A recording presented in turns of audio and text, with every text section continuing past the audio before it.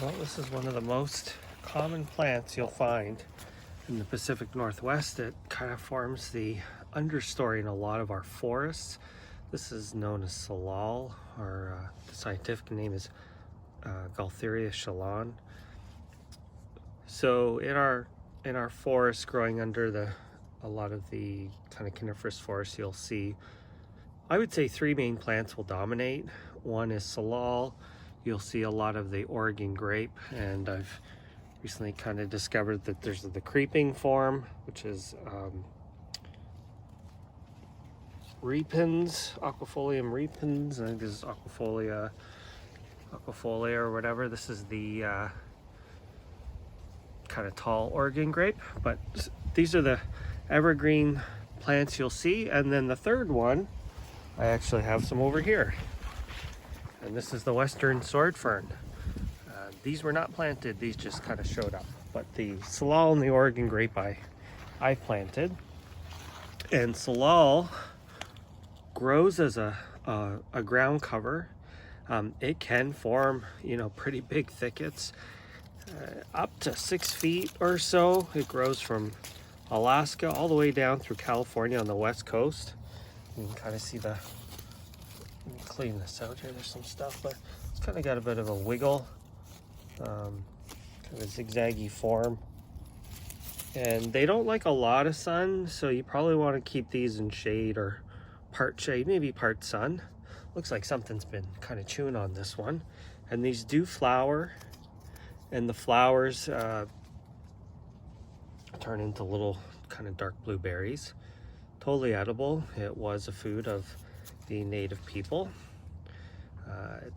I guess it's a little chewy, but tastes okay. You can mix it in with meats and stuff. It's good, obviously a good source of vitamins, antioxidants, that sort of thing. And it grows. It can be, I don't want to say invasive, because I guess, in a way it is a naturally occurring plant, but they can be aggressive. How about that? So this is where I put a small plant. You can see there's some over here. They send underground rhizomes. Look at this one back here. I did not plant that. This one actually looks pretty good because it's in a lot more shade. So kind of an interesting one. If you look up the hardiness zones, you are going to see all sorts of different numbers. But considering it grows up into Alaska, on the coastal regions, I would say zone 6 to 9 is probably where it's going to grow best. Oh, geez. And if you look at it right here, you can kind of see that is the Salal leaf. There is a creeping Oregon grape, kind of similar, but these do not have any spines or anything like that. They are a little bit of a thicker leaf. I think on one of the seasons of Alone, I don't know if you've watched that TV show, I think they were up on North Vancouver Island, and everyone complained about how hard it was to move through the forest because they were just completely overgrown with Salal, very, very tall patches.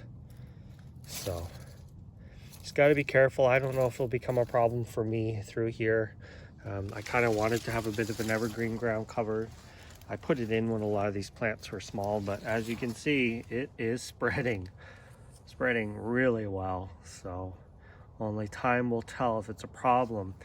Even across the street in some of the forests around here, it grows. I could easily walk across and show you a bunch of wild Salal. So there you go. Thanks for watching.